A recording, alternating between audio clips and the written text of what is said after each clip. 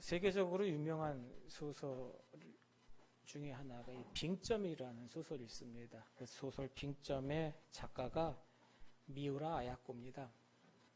유명한 사람이죠. 근데 이 미우라 아야코, 이 빙점의 작가, 그녀는 평생을 병을 달고 살았다고 하죠. 병 짊어지고 살았다고 합니다. 20살 초반에 초등학교 교사였습니다. 근데 초등학교 교사를 하고 있는데 자기가 앓고 있는 병도 있고 또 그 당시 일본의 그런 군국주의 정책, 그 정책이 마음에 들지 않고 그것을 가르치는 것에 대해서 본인이 정말로 정당하다고 생각하지 않았기 때문에 교사를 그만뒀습니다.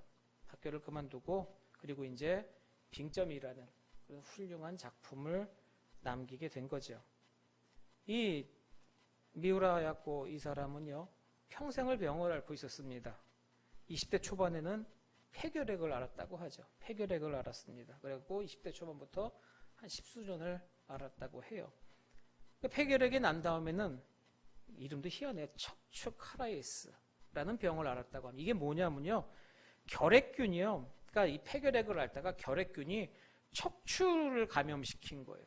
그래갖고 이 척추 감염으로 인해서 염증이 생겨갖고 또 이 병을 한참을 앓았습니다.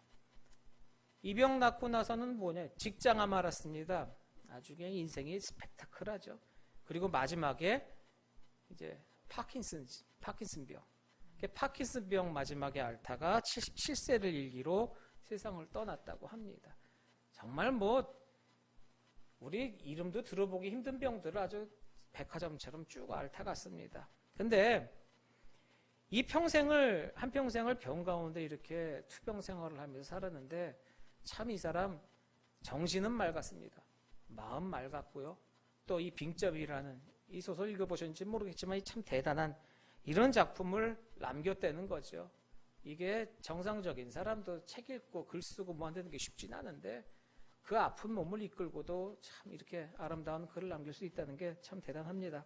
근데 이 빙점을 지은 미우라 아야코 여인이 고백을 합니다. 자기 평생 가운데 고백을 하는데 내 평생을 아픔 가운데서 살았습니다. 근데 이 평생을 아픔 가운데서 살면서 내가 가장 사랑하는, 애송하는, 사랑해서 읽는 그런 시가 있다는 거죠. 그런 아픔 가운데서도 참 내 마음에 따뜻함을 주고 사랑하는 시가 있는데 그 시가 뭐냐면 자기가 지은 시입니다. 자기가 지은 시인데 제목이 뭐냐? 아프지 않았으면 이라는 시라는 거죠. 이 사람이 지은 시인데요, 내용이 이렇습니다. 뭐 길지는 않아요. 근데 내용이 이래요. 아프지 않으면 드리지 못할 기도가 있다. 아프지 않으면 믿지 못할 기적이 있다. 아프지 않으면 듣지 못할 말씀이 있다. 아프지 않으면 접근하지 못할 장소가 있다. 가지 못할 장소가 있다. 아프지 않으면 우러러 뵙지 못할 얼굴이 있다. 아프지 않으면 나는 인간일 수 없다. 미우라 아야코. 이런 시입니다. 이 시가 자기가 평생을 애송하면서 읽은 내 마음에 위안을 준 그 시라고 이야기를 하죠. 은혜가 어디 있습니까? 은혜가. 이 이야기 쭉 듣고 나서도 은혜라는 것이요. 어찌 보면 은혜가 아픔 중에 있다는 이야기죠. 고통 가운데 있다는 겁니다. 평범할 때는 깨달을 수가 없습니다. 즐겁고 기쁠 때는 깨달을 수가 없습니다. 건강할 때는 느낄 수가 없었던 정말로 깊은, 정말로 심오한 그런 은혜가 그 아픔과 고통 가운데서 겪고 있던 병중 생활, 그 병생활 중에, 병환 중에 있었다라는 이야기인 거죠. 이 아프다고 하는 것, 고통이라고 하는 것, 아픔이라는 게 무조건 나쁘고 무조건 원망하고 무조건 불평할 것은 아니라는 거예요. 그렇다고 모두가 다 아파라가 아니라 무조건 불평하고 나쁘다는 게 아닙니다. 오늘 본문 말씀도요, 그 아픈 사람의 이야기입니다. 오늘 본문 말씀 그 아픈 사람 이야기인데 이 사람은 몸이 아픈 게 아닙니다. 마음이 아픕니다. 마음 아픈 자의 이야기예요. 대상이 누구냐? 우리가 알고 있는 위대한 선지자, 손가락을 꼽는 위대한 선지자, 하나님의 사람이라고 얘기하는 엘리야의 이야기입니다. 근데 야고보서 5장 17절에 보면요, 우리는 이 엘리야가 참 위대한 선지자, 대단한 사람이라고 하는데 야고보서 5장 17절에 엘리야에 대해서 뭐라고 얘기를 하냐면 엘리야도요 우리와 성정이 같은 사람이라고 얘기했습니다. 우리가 똑같은 사람이랍니다. 그러니까 엘리야가 굉장히 특별하고 특이하고 대단하고 뭐 특출난 사람이 아니라 우리와 같대요. 그러면 지금 엘리야가 겪고 있는 이야기도 저렇게 특출난 사람만 겪는 것이 아니라 우리 이야기라는 겁니다. 지금 본문의 말씀, 저쪽 고대 근동지방에 중동지방에 살고 있던 잘 나가던 하나님의 사람들에게 높이 추임받고 선지자라고 칭함을 받던 그런 놀라운 사람의 이야기가 아니라 지금 이 땅에 이 시간에 여기에 발 딛고 살고 있는 여러분과 저와 같은 사람의 똑같은 이야기라는 거죠. 엘리야가 아픔을 겪었습니다. 그리고 그 아픔 가운데서 굉장히 큰 은혜를 느꼈어요. 그 사람의 이야기가 아니라 그 이야기는 지금 우리에게 남겨주는 이야기고 우리에게 적용되는 이야기라는 겁니다. 오늘 성경 본문에는요 정말 은혜 가득합니다.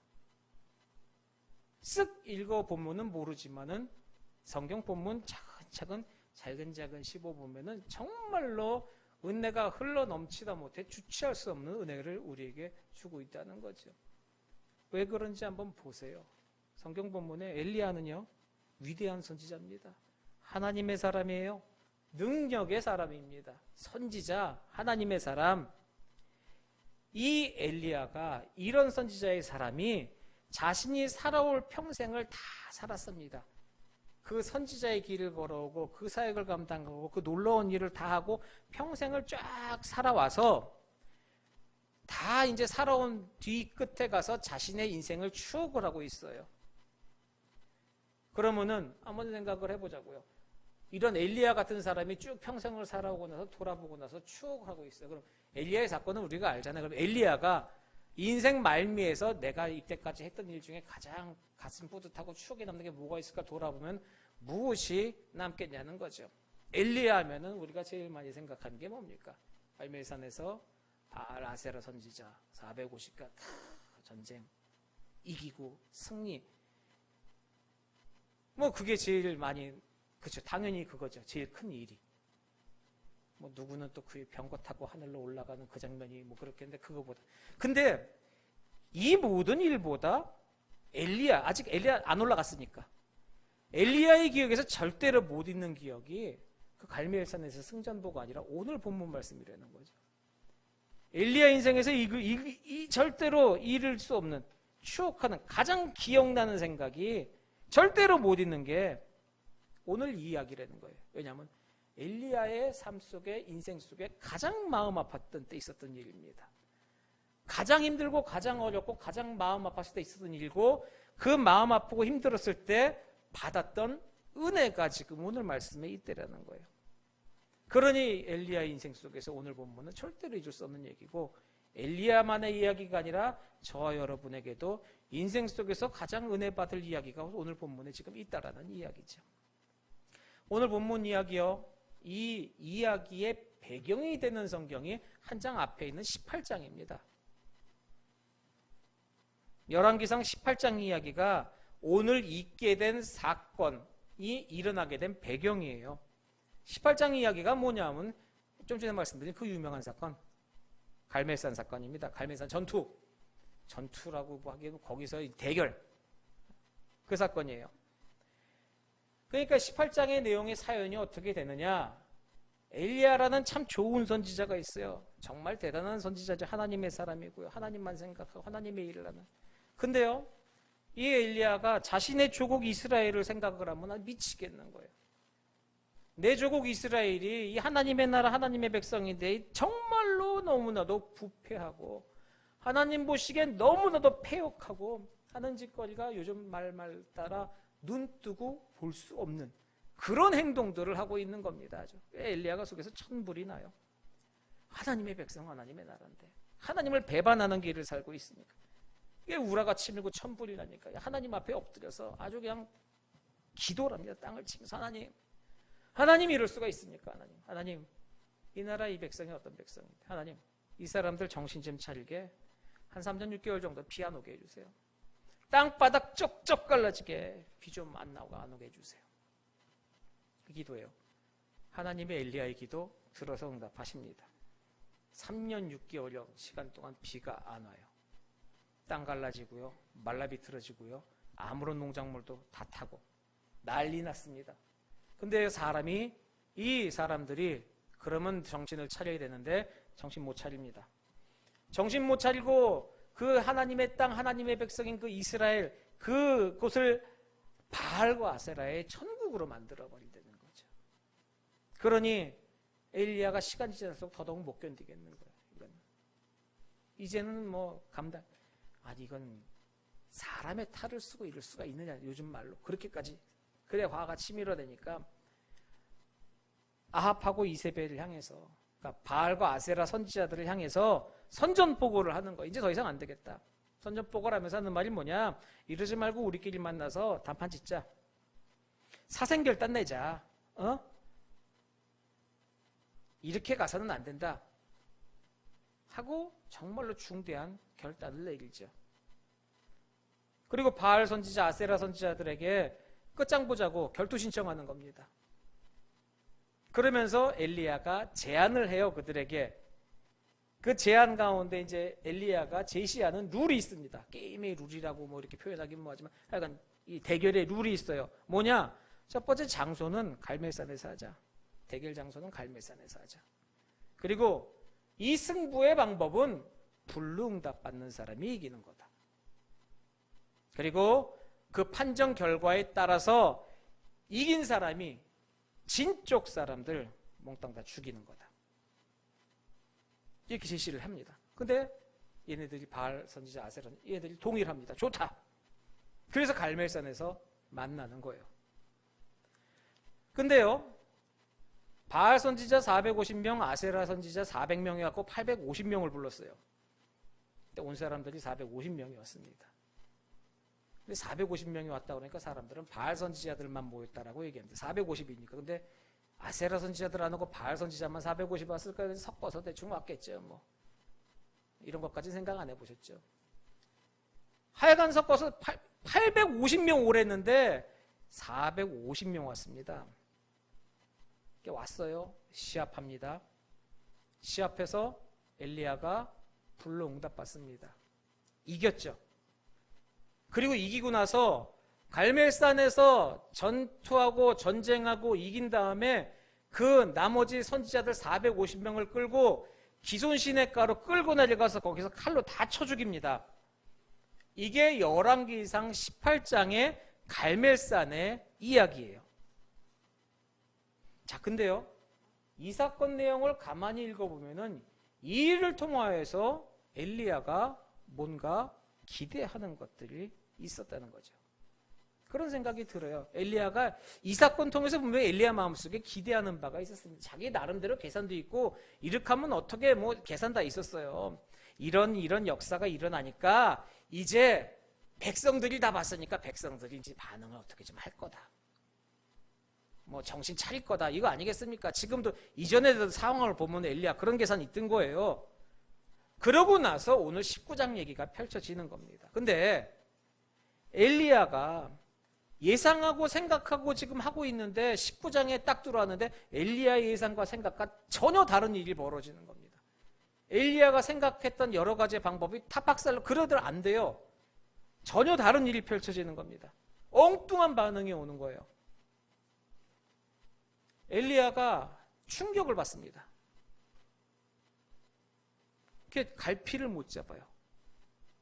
비틀댑니다. 요즘 말로 멘탈이 무너진 거예요. 갈피 못 잡고 그래 흔들리다가 엘리야가 넘어집니다. 여기서 넘어진 게 풀썩이 아니라 멘탈 흔들려서 사람이 망가진 거예요. 넘어진 거예요. 자, 그러면요, 오늘 본문에 나온 엘리야, 하나님의 선지자, 믿음의 사람, 그 대단한 성경이 나오는 몇 안 되는 손꼽히는 인물 그 엘리야가 멘탈이 무너져서 넘어졌답니다. 어떻게 이렇게 나약할 수가 있어요? 하나님의 사람인데, 선지자인데 어떻게 이렇게 나약한 일이 있을 수가 있겠습니까? 한 장 앞에 18장에 나왔던 엘리야의 모습이 지금 19장에 나오는 엘리야와 같은지 물음표가 생길 정도라니까. 이 다른 사람 아니야? 동명이인 아니야? 전혀 다른 사람입니다.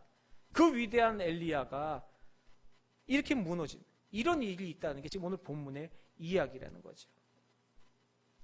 이 틀 안에서 자 이제 그럼 생각을 한번 해보겠습니다. 갈멜산에서 그런 큰 역사가 이루어졌어요. 그런 일이 일었습니다. 갈멜산에서 사건이 있었어요. 바알과 아세라 선지자 데려가다 하나님의 역사를 받아서 참신은 여호와시다. 자, 그 다음에 오는 반응입니다. 1절에 이제 소개를 하고 있는 거예요. 본문에 1절에 아합은요 이스라엘의 왕입니다. 이스라엘의 왕 아합이에요. 근데 이 아합이 이세벨에게 자기 아내한테 얘기했다라고 1절에 말하고 있는 거예요. 아합이 갈멜산 그 대결 현장에 있었습니다. 그 모든 것 처음부터 끝까지 다 봤어요. 엘리야가 이기는 장면, 여러 가지 역사 모든 것 다 봤습니다. 그리고 나중에 전투 결과 기손시내까지 그 바알 아세라 선지자 450명을 데리고 가서 그 처형하는 장면까지 다 봤어요. 그거를 다 보고 나서 가서 자기 부인 이세벨한테 이제 이 얘기를 해준 겁니다. 1절에 이렇게 이세벨에게 얘기해 줬다라고 거긴 써 있는데요. 이건 얘기해 준 게 아닙니다. 궁금하죠? 무슨 일 있었냐면 이게 아닙니다. 지금 아합 왕은 이세벨한테 가서 보고하고 있는 겁니다. 자랑하려고 보고하는 거예요. 어떤 일이 있었는지 어떻게 됐는지 결과가 어떻게 돼서 지금 보고하고. 그러니까 지금 북이스라엘 나라의 왕자에는 아합이 앉아 있는데요. 진짜 왕은 아합이 아니라는 거죠. 실권자, 정말로 힘을 갖고 있는 최고의 권리자는 이세벨이라는 이야기입니다. 이 여자의 손끝, 이 여자의 혀끝에서 모든 게 다 이루어진. 아합은 호수아비 왕이에요. 마음대로 이스라엘을 좌지우지하고 있는 건 이세벨입니다. 그러니까 아합이 보고를 하고 있는 거예요. 그 세계적인 악처라고 하십니까? 세계적인 악처, 3대 악처가 있습니다. 세계적으로 3대 악처. 이거는 뭐 우리가 정한 게 아니에요. 세계 3대 악처가 있습니다. 세계 3대 악처 인터넷 지금 나와요. 세계 3대 악처. 누구냐면 첫 번째는 소크라테스의 아내 크산디페가 세계적인 악처 첫 번째입니다. 두 번째는 누구냐? 요한 웨슬레의 아내 몰디 바질. 이 사람이 세계적인 악처입니다. 그 다음 세 번째 사람은 이름이 없어요. 성경에 나옵니다. 누구냐면 욥의 아내입니다. 욥의 아내. 이렇게 세 사람을 세계 3대 악처라고 세계 모든 사람들이 정했어요. 세계 3대 악처라고. 근데 그 중에 욥의 아내는 성경에 나오는 사람이고, 근데 제가 보기에는 성경에 나오는 사람 중에 욥의 아내보다 더 나쁜 악처가 이세벨이에요. 훨씬 더 나쁩니다. 아주 악의 덩어리예요. 근데 왜 세계 3대 악처에 들지 못했을까? 세계 3대 악처가 누군지 잘 몰랐으니까 그런 고민도 안 해보셨겠지만 지금 알았으니까 고민해볼 만도 한데요. 이게 그렇습니다. 악처의 조건이라는 게 있어요. 아내의 조건이 아니라 악처의 조건. 이 악처의 조건이 뭐냐면은 악처의 조건에는 먼저 뭐라? 남편의 된대미를 먼저 물어본다는 거예요. 부인이 잘했냐 못했냐가 아니라 악처의 조건을 따지기 전에는 남편의 된대미를 물어본답니다. 그래서 악처의 조건은 남편이 정말로 선한 사람이든지 남편이 정말 훌륭한 사람이든지 그럴 때 악처의 자격이 주어진답니다. 소크라테스처럼 굉장히 훌륭한 사람이든지 요한 웨슬레처럼 정말로 진실한 신앙의 사람이든지 욥 같은 그런 사람이든지 해야지.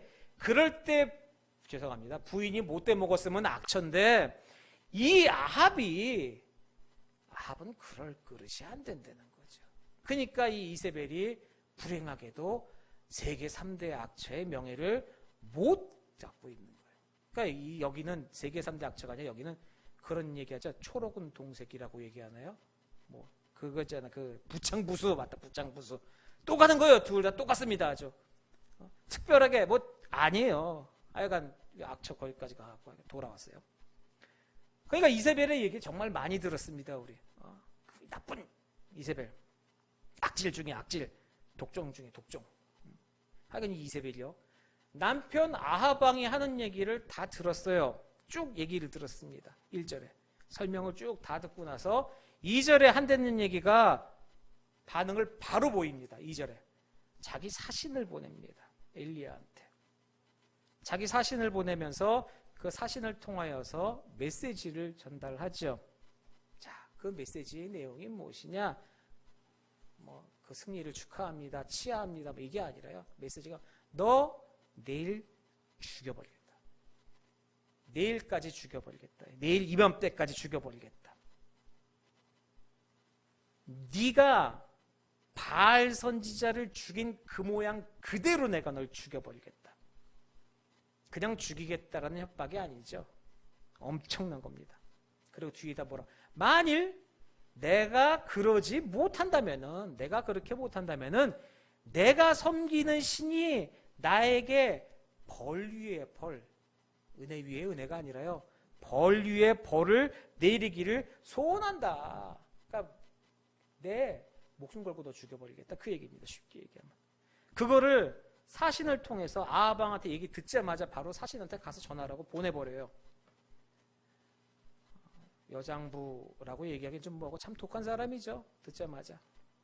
근데요, 오늘 보면 지금 말씀드린 2절 내용의 사신을 보내서 전했다 이 얘기를 읽다 보니까 좀 이상한 이야기가 있어요. 이상한 생각이 들어요.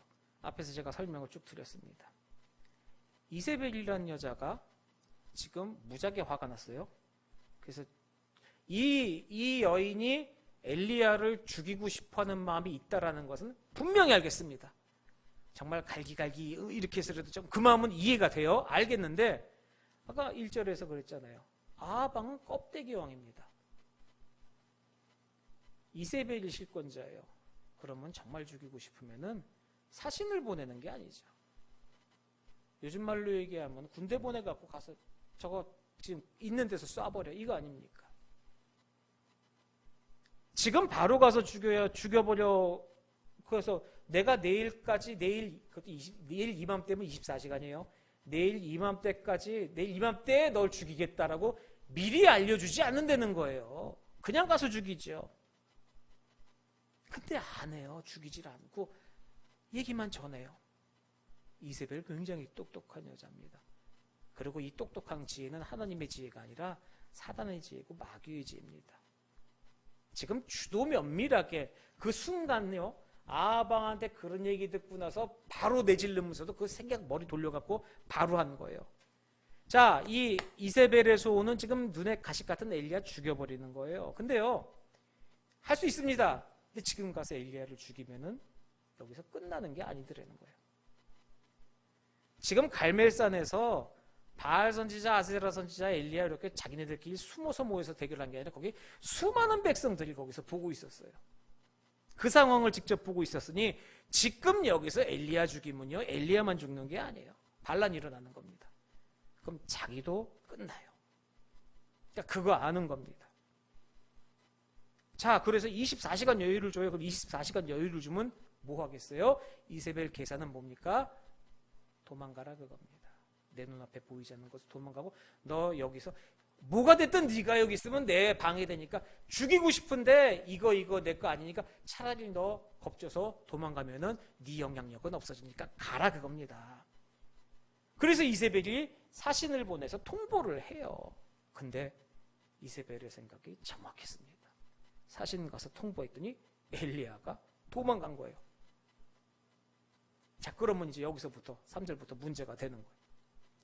3절부터 이제 엘리야 반응이 나옵니다. 그 이야기 듣고, 사신의 얘기 듣고 엘리야의 반응이, 이게 이제 우리들의 가슴에 상처도 되고 힘도 되고 이게 이제 그렇다는 거예요. 엘리야가 반응을 해요. 에이사벨이 생각했던 대로 뭐냐? 거기 이제 자기 생명을 위해서 도망가고라고 나오잖아요. 자기 생명을 위해서 도망간 거예요. 번역해서 여기서는 생명을 위해 도망갔다 얘기하면 조금 더 비참하게 써볼까요? 무서워서 쫄았습니다. 두려웠습니다. 겁먹었어요. 하나님의 선지자 엘리야가 한 장 앞에 갈멜산에서 그 승리, 그 기계, 그 엘리야가 여자가 사신 보내서 뭐라고 했다가 쫄아갖고 지금 도망가고 있는 거예요. 죽을까봐 겁나서 도망가고 있는 겁니다.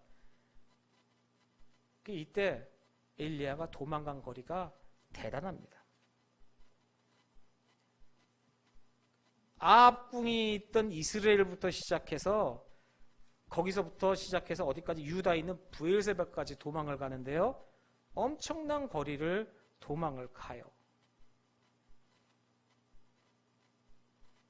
근데 그게 얼마나 엄청난지 모르시잖아요. 뭐 시간이 걸리더라 이럴 때 한번 보는 거죠. 자, 구글어스 잠깐 띄워주세요. 보세요. 이게 요건 하나 보고 가면 재밌어요. 절대로 안 돼. 조금 밖으로 빼줘요. 조그맣게. 확대 아니라 축소. 그렇지. 조금 더. 자, 여기가 지구고요. 확대. 어디 갔어? 여기가 이스라엘이에요. 더 확대.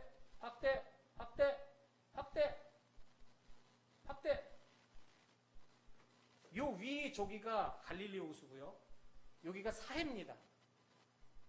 저 왼쪽에 갈멜산 표시 있는데 보이시죠? 저 배꼽 뿅 나온데. 자, 확대. 여기가 갈멜산이에요. 더 확대. 더. 제가 여기 왜 찍어놨냐면 여기가 정상이에요. 여기가 정상에서 여기 가면은 엘리야가 이겼던 그거 있습니다. 다녀왔거든요. 저는 봤지요. 그게 여기서 번제단에서 한 거예요. 이겼어요. 바알과 아세라 이겼잖아요. 걔네들 데리고 어디 가서 쳐 죽였어요?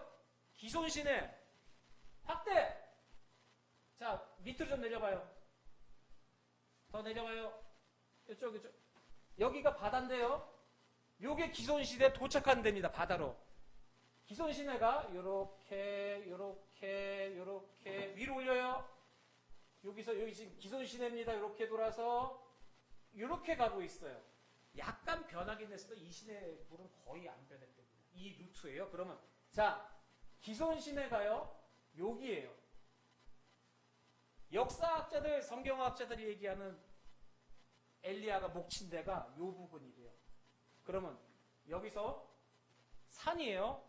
해발 600-700m 이상 되는 산 꼭대기에서 여기서 단에서 해서 여기 와서 목을 쳤는데요. 거리 한번 재줘 보세요. 자루. 찍고 여기 찍고 여기까지. 자, 6,200m, 6km입니다. 6km인데 제가 왜 말씀드리냐면은 이건 가봐야 돼. 길 6km면요. 교회에서 우리 집까지가 5km 정도 됩니다. 아파트까지가. 그럼 여기야. 이거 걸어오는데. 근데 이거 산비탈이에요. 산을 내려오고 길 없어요.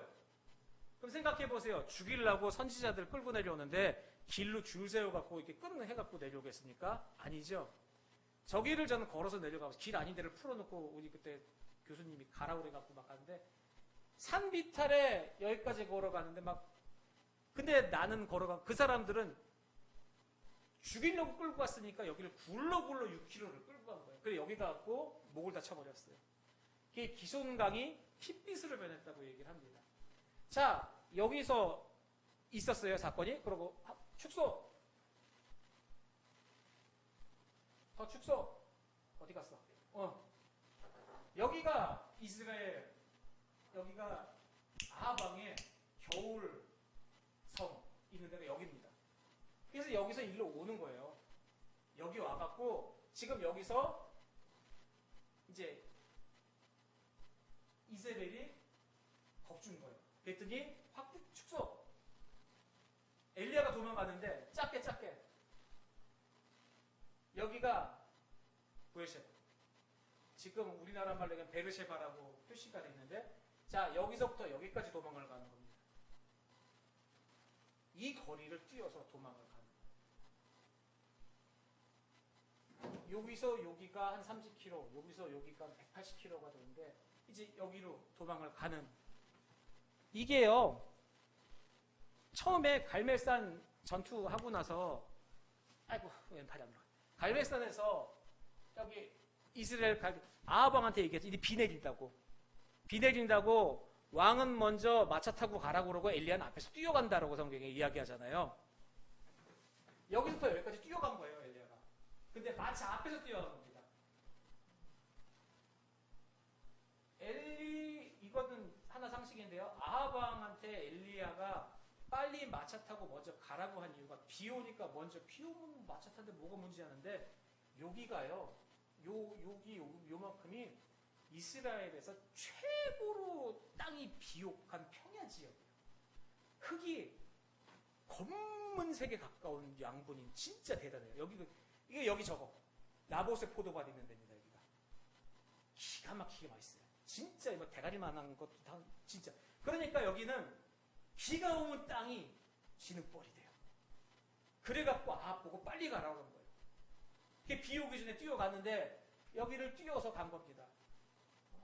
대단하죠. 물론 하나님의 능력으로 뛰어온 겁니다. 여기 무슨 누가 엘리야가 마라톤 선수다 뭐 그런 목사님도 가끔 있는데 그게 아니라 30km, 40km, 40km라는 사람도 있고 30km, 27km라는데 27km가 문제입니까? 마차 앞에서 뛰어가는데 그거를 여기까지 뛰어서 온 거예요. 근데 여기 와서 이세벨이 잡아 죽인다니까 엘리야가 여기까지 도망간 겁니다. 이 거리가요. 말이 180인데 갑자기 성서지리하게 되거든요. 여기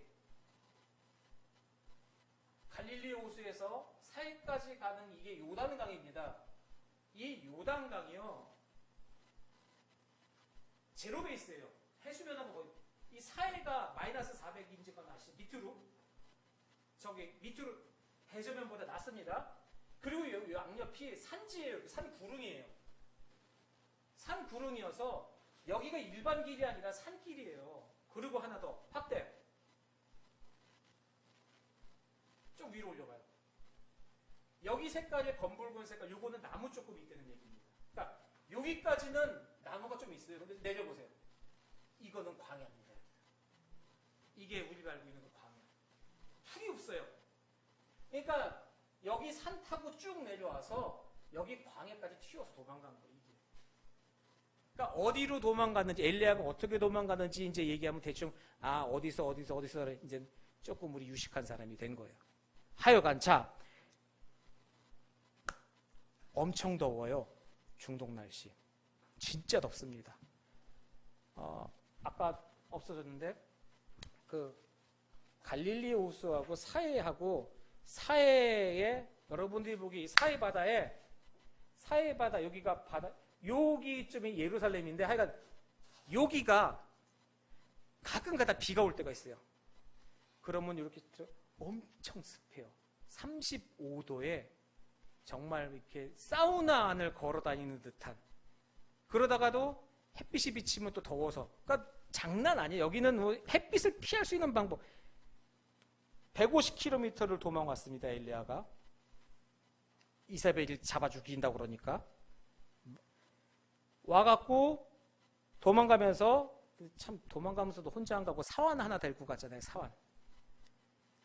근데 이제 그거엔 여러 가지 이유가 있습니다. 뭐 자기 몸종의 그런 역할은 아니고 사환은 사환의 자기의 의무이자 사명이 또 그 일이기 때문에 왔어요. 근데 사원을 거기까지 데리고 와서 사원을 둡니다. 그리고 사원 두고 한나절 더 들어간다고 얘기해요. 4절에 보면 광야길을 하루쯤 더 들어갔다. 아주 꼭꼭 깊숙이 못 찾겠다 꾀꼬리. 머리카락도 안 보일 만큼 아주 깊숙이 들어가서 숨는 거예요. 그러니까 도망갈 수 있는 데까지 도망간 겁니다. 사람 안 사는 곳까지 가서 이게 나중에 제가 과연 사환을 광야까지 거기까지 왔으니까 너 많이 힘들지 넌 여기서 쉬어 그러고 광야 살길 더 들어가서 사환을 생각하는 마음이었을까 아니면은 그마저도 불안해서 놓고 도망갔을까 또 생각해 봐야 돼요. 왜 사환을 띄워놨을까요? 하여간 그러고 하룻길을 더 걸어 들어가서 꽁꽁 숨었어요. 하늘에서 불이 내렸습니다. 갈멜산에서. 하나님의 응답받은 사람이에요. 3년 6개월 동안 비 오지 말게 해달라니까 하나님이 들어 응답받으신 분이고 비 내리게 해달라니까 비 받은 하늘에서 불 내리고 물 내리고 할 수 있는 것 다 하던 그 하나님의 사람 하나님의 선지자가 사람 하나에게 쫄아갖고 목숨 걸고 도망가갖고 지금 성경에 로뎀나무 밑에 앉아있는 거예요. 엘리야가 지금 그렇게 했다는 거죠. 로뎀나무 밑에 지금 엘리야가 앉아있어요. 그 모습을 한번 상상해 보자고요. 근데 그 로뎀 나무 밑에 엘리야가 앉아 있는데 은혜로 없습니까? 무슨 뭐 어디 저기 알로하와 하와이 밑에 야자수 밑에 앉아서 망고 쉐이크 이렇게 놓으면서 그런 그거 아니야. 지금 되게 불쌍한 거예요. 애처롭고 불쌍하고 괴로워 보이고 정말 치근하고 지금 엘리야는 그런 모습이에요. 오늘 사설이 많은데 로뎀 나무 지금 아직도 그렇더라고요. 로뎀이라는 이름을 많이 써요. 근데 저는 좀 많이 예전부터 그런 얘기도 들었지만 좀 그렇습니다. 뭐 수양관에도 로뎀 수양관 같은 것도 있고 교회에서 카페 같은 거 차리면 로뎀 카페, 로뎀 나무 카페 뭐 이렇게 얘기하고 많이 하는데 로뎀 나무가 성경에서 어떤 로뎀 나무는 지금 엘리야가 죽기를 원한 장소입니다. 근데 그게 내 마음속에 어떠한 뭐 결단이 아니라 힘들고 지치고 도망가고 그 두려움의 장소예요. 그 두려움의 장소, 죽기를 원하는 장소, 거기서 앉아가고 커피 마시고. 물론 그걸 또 좋게 해석할 수는 있는데 이것만 놓고 보면 이미지가 그렇게 좋은 이미지는 아니더라는 거예요. 로뎀이라는 게. 로뎀이 긍정적인 해석이 있습니다. 분명히.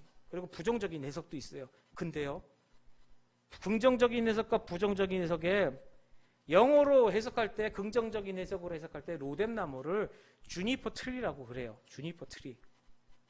그렇게들 부릅니다. 주니퍼 트리라고 돼 있는데 그 주니퍼 트리를 굳이 해석을 하면은 로뎀 나무가 아니라 노간주 나무예요. 노간주 나무가 어떻게 생겼냐면요. 노간주 나무 좀 보여주세요.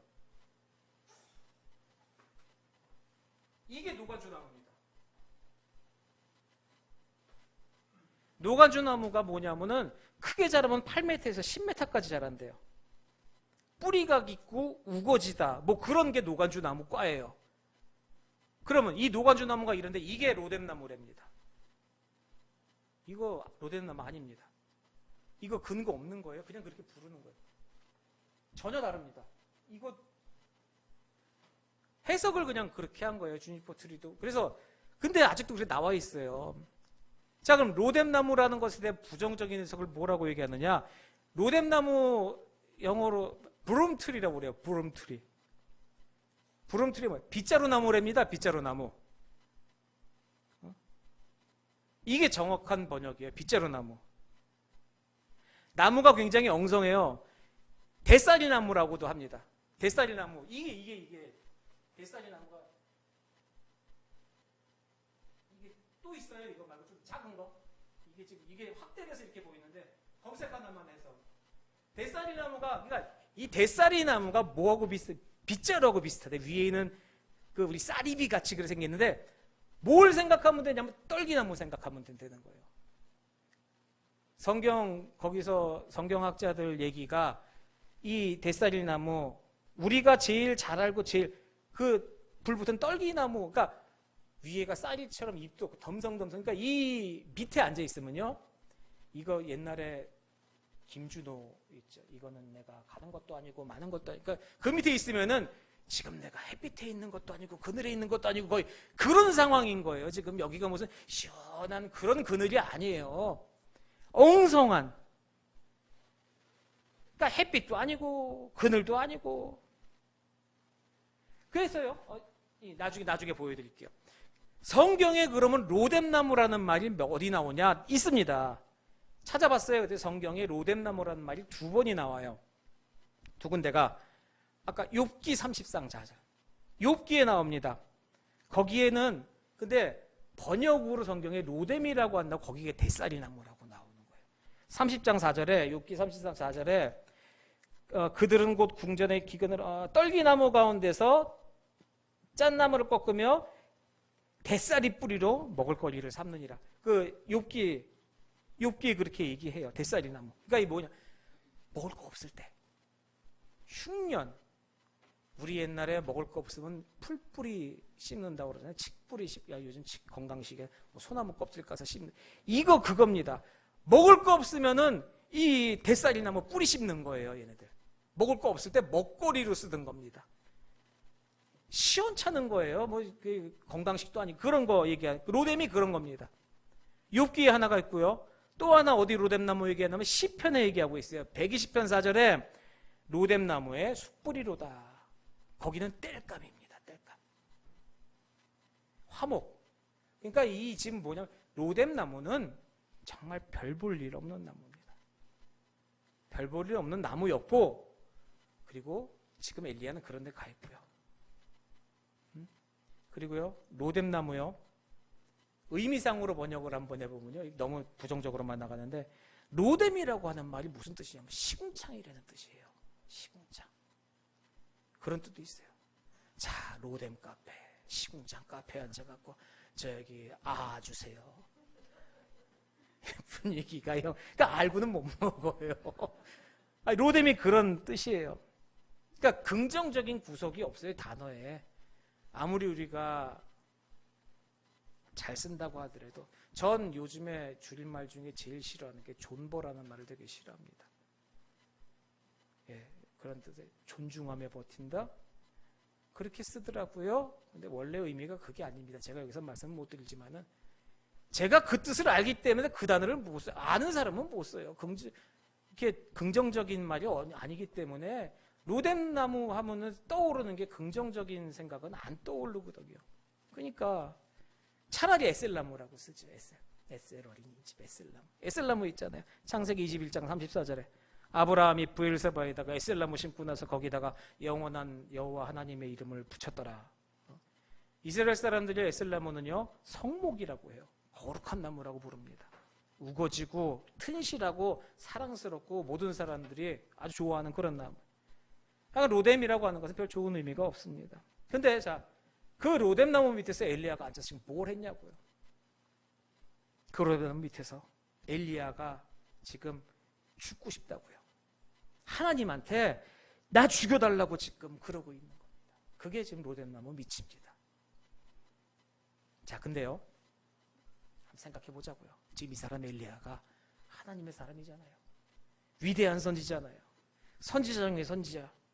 근데 그 사람이 이러고 있다.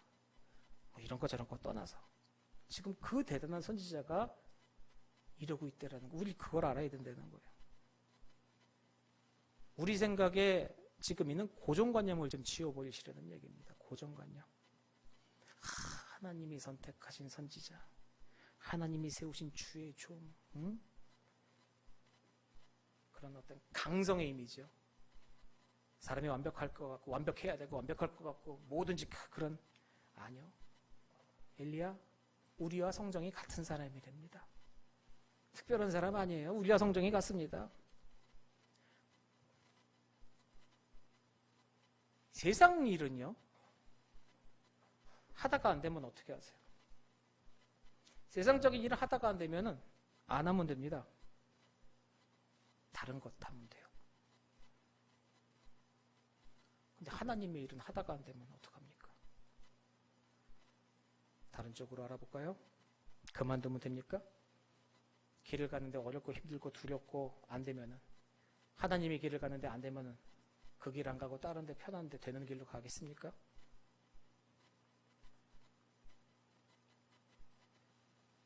제가 목사라서 그런 게 아니라 목사님들이 제일 약합니다. 여러분들 사업하고 아니면 장사하고 공부하고 하다가 안 되시면요, 하다가 겁나시면요, 하다가 두려우면 그거 안 하면 돼요. 딴 장사하면 됩니다. 근데 하다가 안 되면요, 딱 엘리야더라고요. 죽여주세요 밖에 없어요. 못하겠어요. 힘듭니다. 저 딴 거 할래요. 이게 아니더라는 거예요. 목사도 마찬가지고 신앙인들도 그렇지 않습니까? 신앙생활하는데 힘들어요. 주일 성수하고 신앙대로 살려고 하는데 그러려고 하면은 내가 닥치는 게 너무 많고, 야 이거 이대로 안 되겠네. 말이 좋아서 타협으로, 뭐 타협이 아니라, 그건 타협이 아니죠. 버린 거죠. 왜 타협이라고 그러세요? 타협은요, 양쪽 다 손잡는 게 왜 타협입니까? 양쪽 다 손잡는 건 양쪽 다 버리는 겁니다. 예? 내가 A랑 친해요. B라는 사람이 있어요. 근데 A랑 B랑 앙숙이에요. 내가 A랑 친한 건 B가 싫어해요. B랑 친하면 A가 나 싫어해요. 둘 중에 하나 선택해야 되는데 아이 그러지 말고 내가 중간에서 잘 가그려서 타협. 그럼 난 타협. A도 나 싫어하고 B도 나 싫어합니다. 그러면은 신앙이 타협이 어디 있습니까? 버리는 거죠. 똑같습니다. 죽고 싶은 거예요. 죽는 방법밖에 없습니다. 근데 이런 생각이 드는 게 전 굉장히 잘못된 생각이 죽고 싶다는 말이 좋은 말은 아니잖아요. 솔직히 솔직히가 아니라 어딜 죽습니까? 할 게 그래도 그럼에도 달려가야지 하지만 심령은 우리의 인간이길래. 근데요. 정말 어리석고 정말 이건 아닌 줄 알았는데 오늘 성경을 봤더니 아니더라는 거예요. 아닌 게 아니라 아니 천하의 엘리야인데 천하의 엘리야 하나님이 사랑하시는 그 은혜의 사람이 야, 이 나만 그런 게 아니네. 이 위로드라는 거죠.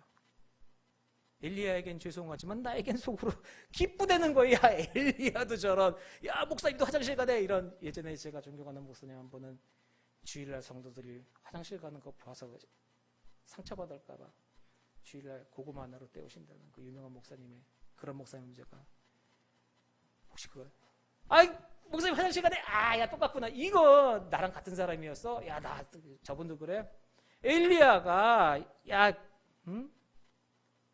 엘리야 죽고 싶었어요. 진짜 죽고 싶었습니다. 민수기 11장 엘리야만 그런 게 아니에요. 근데 믿음의 선지자 하나님이 일하는 사람들 얘기를 쭉 보니까 이게 한둘이 아니더라는 거예요. 선지자들이 이 일을 해다가다가 안 될 때 어려울 때 하는 얘기가 뭐냐? 죽고 싶다라고 그러는 거예요. 이건 또 뭐야? 민수기 11장 보면요 모세가 하나님 향해서 그래요. 하나님, 야, 이 사람들이요 또 원망해요. 또 원망해. 출애굽시키면서 하나님 불쌍히 여기셔서 탓하지 않으시고 하나님이 그 사랑으로 이 백성들한테 만나 내려주셨는데 그거 열심히 퍼먹고 나서도 하나님 씹을 거리 없다고 고기 없다고 나한테 또 원망합니다. 하나님 내가 어떻게 저들에게 고기를 줍니까 지금? 내가 저 사람들을 배했습니까? 저 사람들을 낳았습니까? 아버지가 애비가 젖먹이 품는 것처럼 내가 저들 품고 가나안 땅을 이렇게 계속 질질 끌고 가야 됩니까? 하나님? 그래서 민수기 11장 15절에 하나님 나에게 은혜를 베풀어 주세요. 너무 힘듭니다. 즉시 나를 죽여서 적골 안 보게 해주세요. 모세가 그럽니다. 죽여달라고. 하나님의 사람은요 안 되면 그만두는 게 아닙니다. 하나님의 사람은요 안 되면 죽는 겁니다. 이게 자살의 개념이 아닙니다. 안 되면 죽는 거예요. 그게 무슨 얘기입니까? 목숨 걸고 하는 겁니다. 그게 신앙입니다.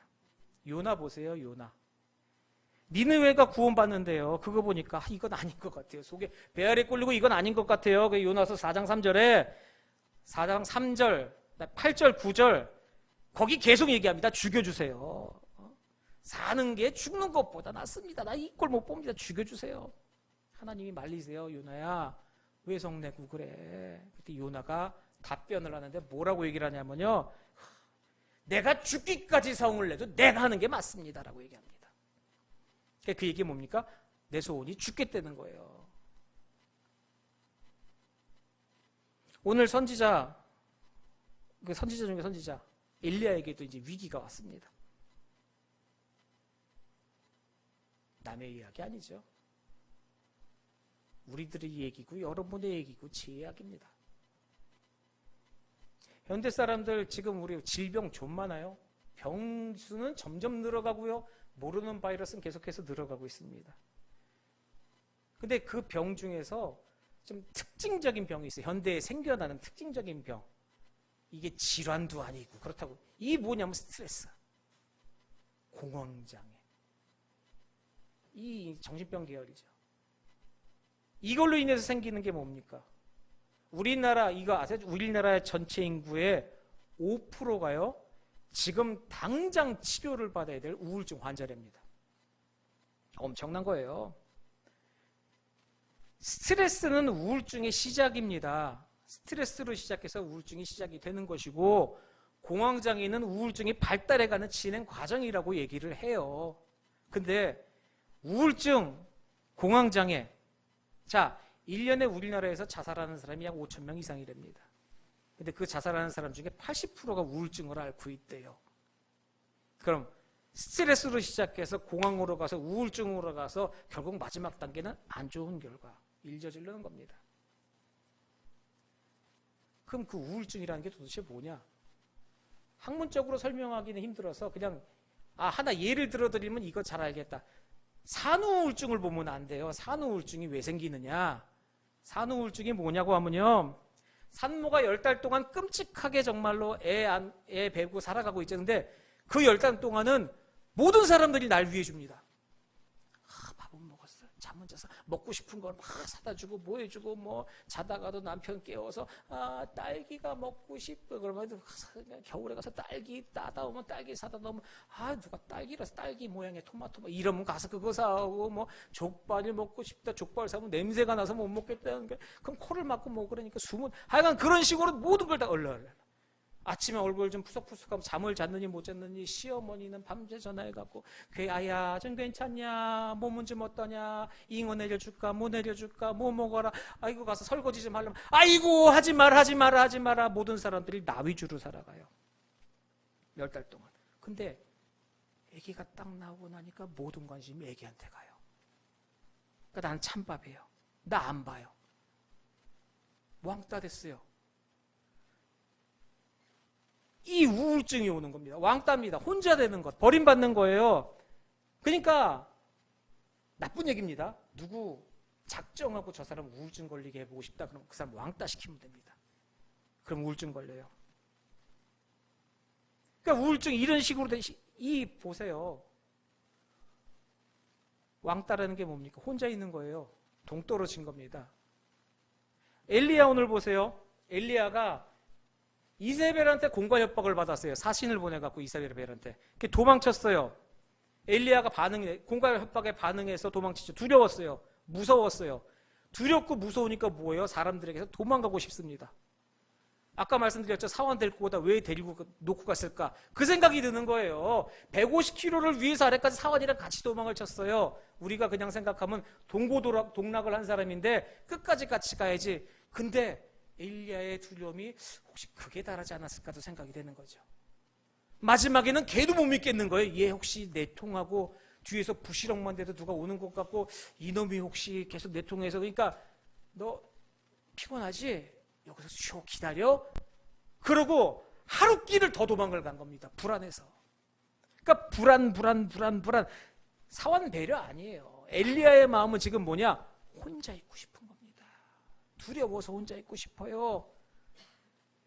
두려워서 혼자 있고 싶은 그 증세, 스트레스, 불안, 공황. 아까 말씀드린 마지막 단계 뭡니까? 하나님께 기도하잖아요. 죽여주세요.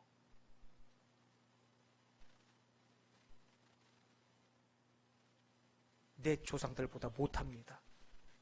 나에 대해서 존재감, 자존감 쭉 떨어져요. 열등감 쭉 떨어져요. 우울증에 갖고 있는 모든 증상을 갖고 있습니다. 엘리야의 이야기 아닙니다. 동네 사람들 얘기 아닙니다. 우리 이야기입니다. 내 이야기예요. 저와 여러분의 이야기예요. 지금 엘리야가 우리를 대표해서 지금 앓고 있는 겁니다. 이 상황을. 하나님의 은혜를 보래요. 하나님의 은혜. 이 상황에 하나님의 은혜가 어떻습니까? 깊이 보면은요, 엘리야 못났죠. 그냥 엘리야 왕 이게 아니라 지금 보니까 못났습니다. 잘못된 구석도 있어요. 근데요, 우리 쭉 읽어봤는데요, 하나님 탓을 안 하세요. 혼내질 않으세요. 살려내십니다. 살려내시고 더 강건한 엘리야로 만드십니다. 그러면서 5절, 7절에 천사를 2번을 보내세요. 천사가 와서 어루만지죠. 부모가 자식 어루만지듯이 괜찮냐, 뭐하냐, 하나님 위로하세요. 그러면서 엘리야 다시 세우는 거예요. 본문 2절에 이세벨도 사자를 보냈습니다. 이세벨이 엘리야에게 사자를 보냈어요. 사신이라고 되어 있죠. 근데 이 사신이라는 단어가 오늘 천사 7절, 5절 7절에 천사 5절엔 7절, 5절엔 천사 7절에는 여호와의 천사 이게 두 번이 나오는데 요거 히브리어 원어로 사신, 천사, 하나님 다 똑같이 말라크라는 단어를 씁니다. 똑같은 거예요. 원어로 한 단어입니다. 메시지 전달하는 사람이라는 뜻이에요. 단어는 하나예요. 우리가 그렇게 번역을 한 거예요. 그러니까 뭐냐면은 이 세상에는 두 부류의 메신저가 있습니다. 메시지를 전하는 사람이 두 부류가 있다는 거예요. 이세벨이 보낸 그 사람처럼 그런 사람이 있고 하나님이 보낸 천사와 같은 사람이 있다는 거예요. 가슴을 해협하는 소리, 고약한 소리, 나쁜 소리 콕콕 찍는 그러한 이세벨이 사신 보내서 엘리야한테 그 말하는 그러한 너 죽을 줄 알아? 가만 안 둬도 이런 얘기 그런 소리 하는 사람들이 있어요. 아주 그런 소리만 골라가면서 잘하는 사람이 있습니다. 이세벨의 사신 같은 사람이 있어요. 근데 반대로 하나님의 천사, 여호와의 천사, 천사 같은 사람이 있어요. 쓰러진 엘리야 찾아가서요. 어루만지면서 이야기해요. 자, 죽겠다고 얘기하는 사람에게 최고의 좋은 소식이 뭡니까? 최고의 복음, 그에게 전할 수 있는 것. 죽겠다는 사람을 살려내서 나 죽을 거야 하는 사람 제일 먼저 기운 없어서 가면 제일 먼저 그거 하잖아요. 누구 위로 가고 병문안 갔을 때 제일 전 그런 얘기 제일 많이 하는 것 같아요. 어디 아픈 사람 찾아갔어요. 그럼 많이 아파? 여름 이러기도 하지만 제일 많이 물어보는 게 밥은 먹었어? 제일 걱정되는 게 그거잖아요. 끼니를 먹어야 약을 먹든 할 거 아닙니까 사람이. 요즘에 제가 큰 결심을 하고 있습니다. 양복을 새로 살 수가 없어서 작아진 양복에 몸을 맞추려고. 근데요, 모든 관심이 먹는 거에서 떨어지니까 이제 먹는 거 빠지니까 몸에 힘이 없어요. 그런 게 있어요? 없지 않아? 이게 먹어야 힘이 나는 부분은 없잖아 있습니다. 그러니까 아픈 사람들은 먹여야 돼요. 그러니까 지금 일어나 먹으라는 얘기예요. 챙겨주는 게 가장 중요한 얘기입니다. 그 탕자 이야기 아시죠? 탕자. 집 나간 탕자 돌아왔을 때 아버지가 어떻게 했습니까? 이것저것 아예 종 불러다가 제일 먼저 뭐 했어요? 상 차려라. 먹이게. 제일 먼저가 먹이는 겁니다. 예수님이요. 제자들 배반했어요. 지들 마음대로 낙심 먹고 뿔뿔이 터졌어요. 집에 갔어요. 낙향했어요. 그들에게 주님이 찾아갔습니다. 어깨 축 쳐주고 그물질도 안 돼서 아무것도 못 잡고 그렇게 오는 그 육지에서 예수님께서 올라오셔 제일 먼저 뭐 하십니까? 숯불 피고 나서요 먹였습니다. 고기 구웠어요. 떡 구웠어요. 한 번도 탓하지 않으십니다. 탕자 아버지도 한 번도 탓하지 않아서 이 혀 끌끌 차면서 내 너 이렇게 올 줄 알았다. 네. 에휴 일로 와. 그 얘기도 안 했어요. 그냥 탓 안 하십니다. 요한복음 21장 12절에 예수님께서 베드로한테 말씀하시잖아요. 밥 먹어라. 좀 밥 먹어라. 밥부터 먹어라. 여러분 뉴턴 아시죠? 아이작 뉴턴이라고 얘기해요. 뉴턴이 아이작이 이삭이라는 뜻, 이삭 뉴턴입니다. 원래 이름 아이작이라고 부르는 게. 아이작 뉴턴이 사과나무 밑에서 만유의 인력을 발견했죠. 요한복음 1장 48절에 나다니엘은요 무화과나무 아래에서 메시아를 묵상하다 주님을 만났습니다. 누가복음 19장에 그 유명한 삭개오 뽕나무에 올라가서 주님 만났습니다. 오늘 엘리야는 로뎀나무 밑에서 죽기를 원하고 있어요. 앞에 얘기한 사람들 소원이 이루어졌는데 오늘은 소원을 이루어주지 않으세요. 하나님이 그 원하는 소원을 안 들어주십니다. 죽기를 원하고 있는데 오히려 어루만지시고 그 엘리야한테 떡가물을 주시는 거예요. 먹을 걸 주세요. 이게 하나님의 은혜라는 거죠. 이게 하나님의 사랑이라는 거예요. 더 깊은 하나님의 사랑. 쓰러지고 낙담하고 지쳐있고 그런 치근한 인생들, 힘든 인생들에게 찾아와서 떡 주시고 물 주시는 그 하나님의 사랑이라는 거죠. 십자가를 바라보고 우리는 그 십자가의 은혜로서 우리에게 떡과 물을 주시는 주님이 계시지 않습니까? 로뎀나무 아래서 지쳐있는 엘리야를 보십시오. 이게 여러분과 저의 모습이 아닙니까? 로뎀나무 앞에서 지쳐있는 우리들에게 오늘의 복음의 말씀은 뭡니까? 십자가 바라보라는 겁니다. 그 십자가의 은혜로 하나님께서 떡감을 주시고 이렇게 세우신다는 거예요. 거기 떡이 있고 물이 있고요. 거기 생명의 떡이 있고 거기 보혈의 은혜가 있습니다. 영생의 물이 있고. 그 십자가를 바라보시고 주님 바라보시고 누가 뭐라든 세상이 어쨌든 분명한 건 이 험한 세상 살아가는 길 살아야 합니다. 다른 길 가시겠습니까? 여기까지 왔는데 내 평생을 바쳐서 지금 이렇게 했는데 은혜가 없다, 도움이 없다, 이제 다른 것 좀 찾아보겠다 하시겠습니까? 죽음은 죽으리라.